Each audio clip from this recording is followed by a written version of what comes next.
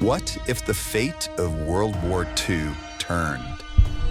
Not in a capital city, not on a French beach, but in the open desert of North Africa. In late 1942, Hitler's armies were still advancing. Japan ruled the Pacific, and the British Empire was fighting for survival. Then, at a narrow strip of desert called El Alamein, one battle stopped the Axis cold. This wasn't a daring gamble. It wasn't a lightning strike. It was a deliberate, grinding confrontation. And when it ended, the direction of the war had changed forever. This is El Alamein, where the desert finally turned against the Axis.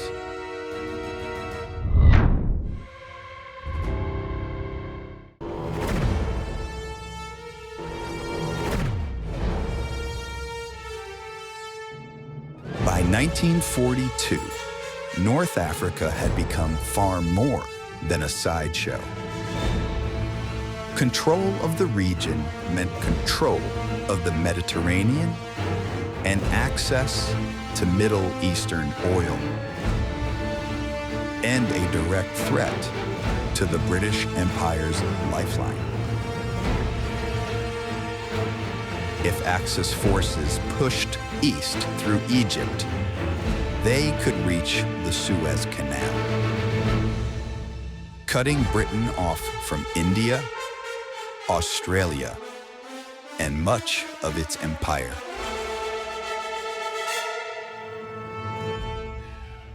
At the center of this struggle stood two commanders.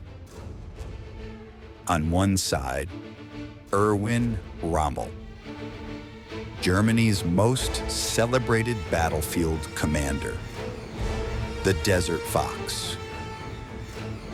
On the other, Bernard Montgomery, Monty, newly appointed to lead Britain's 8th Army with one clear mission: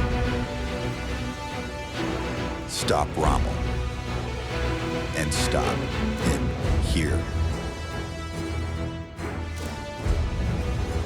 El Alamein was not chosen by chance. To the north lay the Mediterranean Sea. To the south, the impassable Qattara Depression. For the first time in the Desert War, Rommel could not maneuver around his enemy. There would be no flanking this time, no escape route, only forward or back. If you've been following the North Africa campaign with us, this is the moment everything we've covered builds momentum. Please subscribe to watch the full story of World War II in color.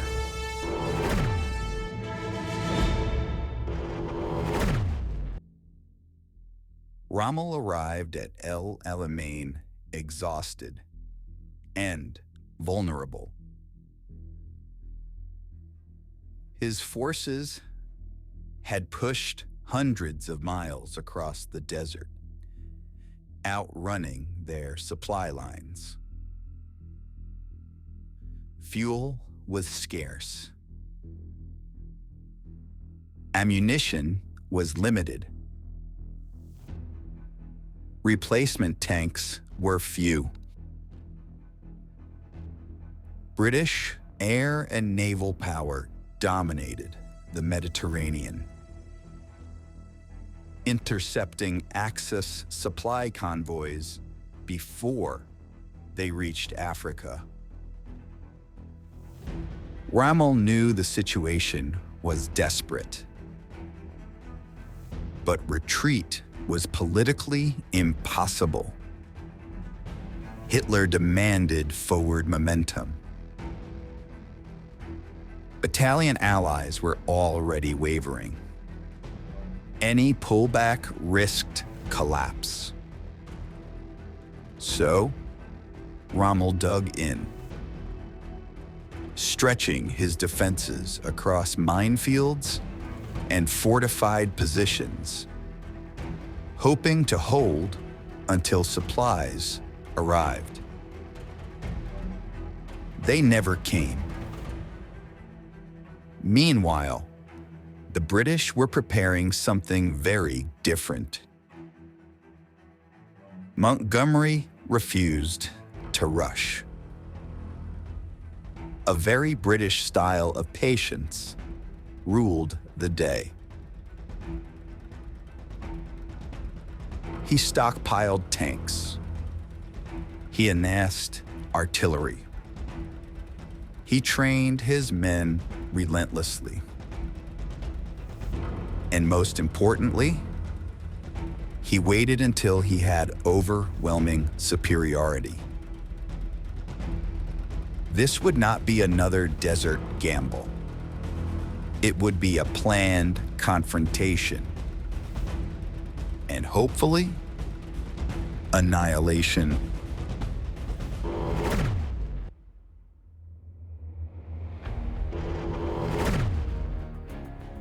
On the night of October 23rd, 1942, the desert erupted.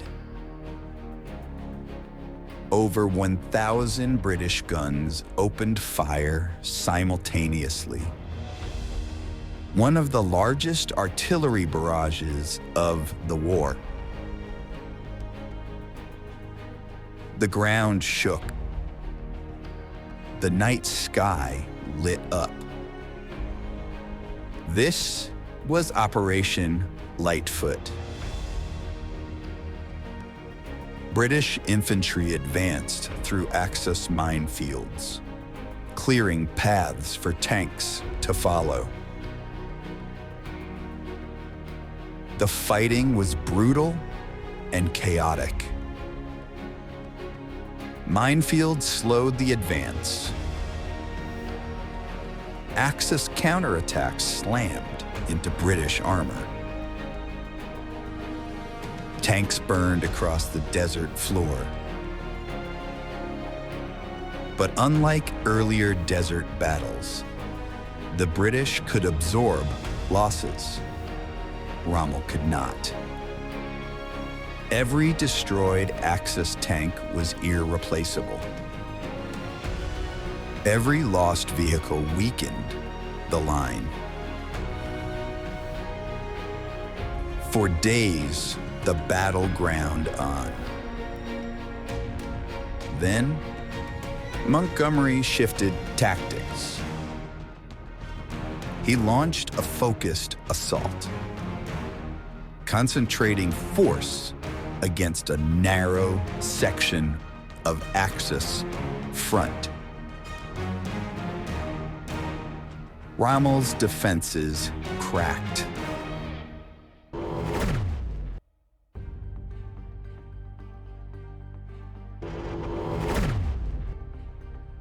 By early November, the outcome was becoming clear. Axis fuel reserves were nearly gone. Ammunition was running low. Rommel himself fell ill, briefly leaving command. When he returned, the situation was beyond saving.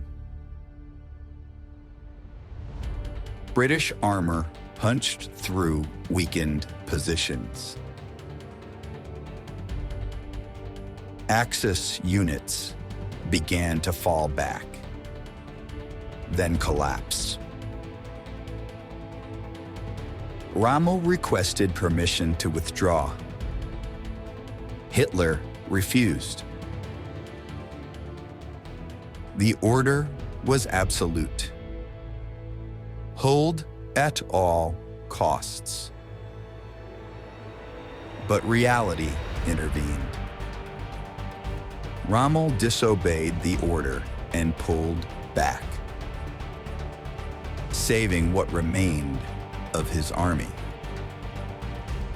It was the right military decision and a devastating strategic loss.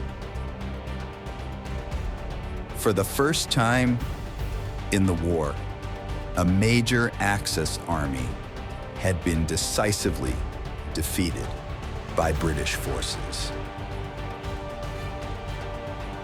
If you're finding this breakdown useful, please subscribe. It helps you ensure you don't miss the moments where the war truly turns.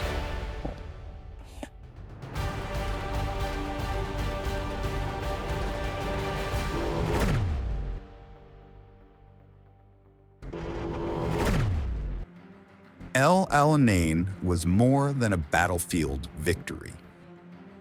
It shattered the myth of Axis invincibility in North Africa and in general. Within days, Allied forces landed in Morocco and Algeria. Operation Torch, trapping Axis armies between two advancing fronts. By May 1943, Axis forces in Africa would surrender en masse. But the impact went far beyond the desert.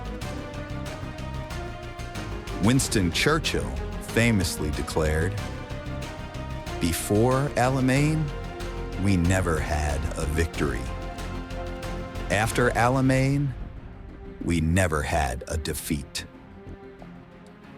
The statement was exaggerated, but the sentiment was real. El Alamein restored Allied confidence.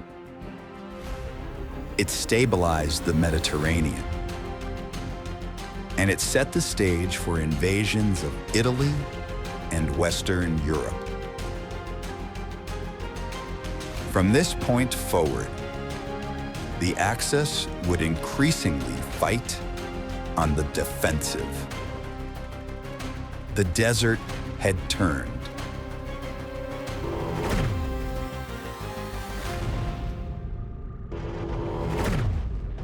El Alamein wasn't a single dramatic moment. It was a test of endurance, preparation, and resolve. Rommel fought brilliantly, but ran out of resources. Montgomery fought cautiously, but fought to win. In the vast emptiness of the North African desert, World War II quietly changed direction.